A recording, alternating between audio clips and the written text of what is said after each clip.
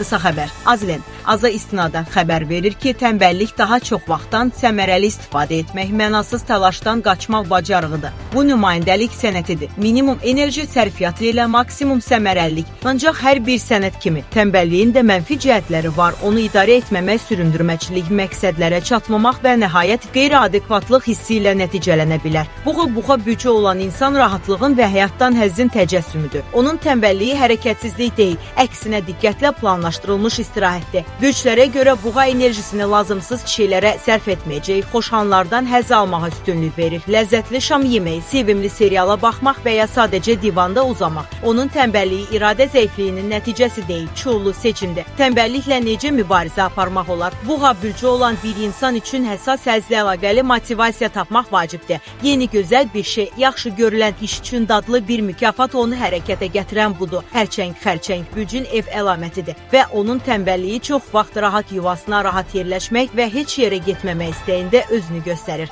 O, öz ətrafında sülh və əmin amanlıq mühiti yaratmaqda ustadır və bəzən bu atmosfer o qədər cəlbedici olur ki, oradan çıxmaq həsi şücaətə çevrilir. Tənbəlliklə necə mübarizə aparmaq olar? Güclərə görə xərçəng onun üçün həqiqətən maraqlı olan rahat ev şəraitində edilə bilən bir şey tapmalıdır. Xərçəng ona sevinç gətirərsə yaradıcılıqla məşğul olmaqdan, yemək bişirməkdən və ya bitkilərə qulluq etməkdən məmnun olacaq. Tərəzi harmoniya və tarazlığa can atan bücdür. Belə bir insanda tənbəllik qərar qəbul etmək və məsuliyyət götürmək istəməməsidir. Bəzi bücünün nümayəndələri ideal variantı tapana qədər bir qayda olaraq heç vaxt tapılmayan hər şeyi təxirə salaraq bütün müsbət və mənfi cəhətləri sonsuz şəkildə çəkə bilərlər. Tənbəlliklə necə mübarizə aparmaq